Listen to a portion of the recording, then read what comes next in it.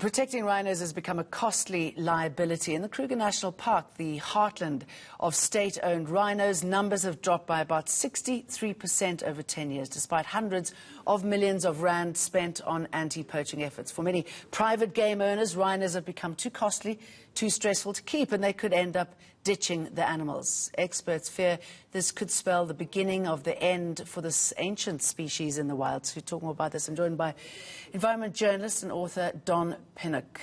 Good morning, Don.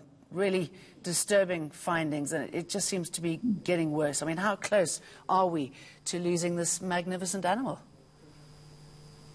You know, the big problem, Jane, is losing it in the wild. I think it's not going to be lost because there are many private rhinos, but the big problem is that we're losing it in the wild. And, you know, those wild rhinos, more important than a tame rhino in a farm. The investigation, though, it had a few steps and it became worrying. Kruger put out figures they hadn't done for many years. When they did, they sort of tucked it away into an annual report, and it was a shock because we were down to 3,800 rhinos from 10,000 10 years ago. So Helena Creel and I started looking into the crisis in state parks. They're not managing to stem poaching.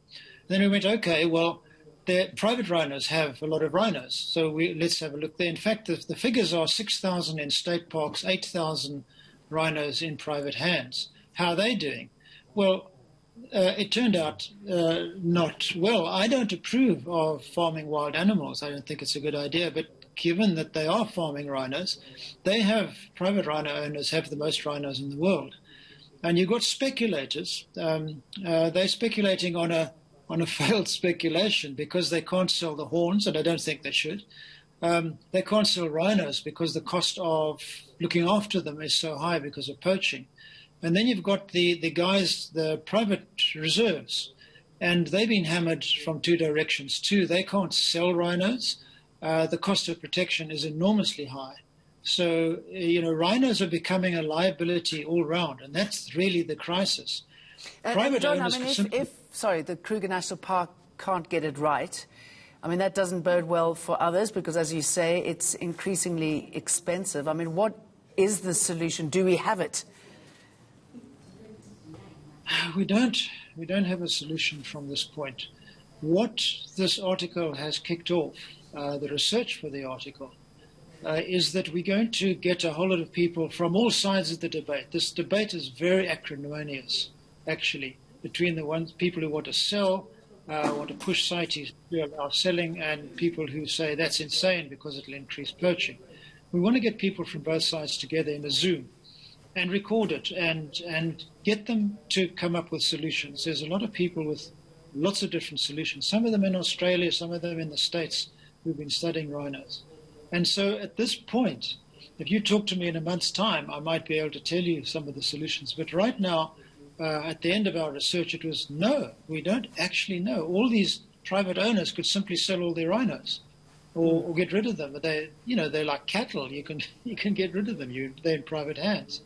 So and the problem, Don, you know, I mean, until it's tackled from a grassroots point of view, it's not going to stop either, is it? I mean, there's so much money when it comes to rhino horns. So it's, you know, expensive to look after them, and fantastic gains once they've been exploited and those horns are cut off.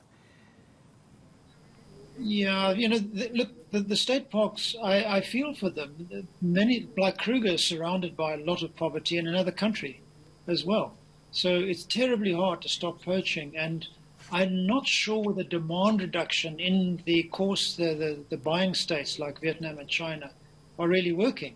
And people are getting more money there, they're getting wealthier. And unless you really push hard in those states, the demand will continue to drive the poaching, and our parks will get hammered.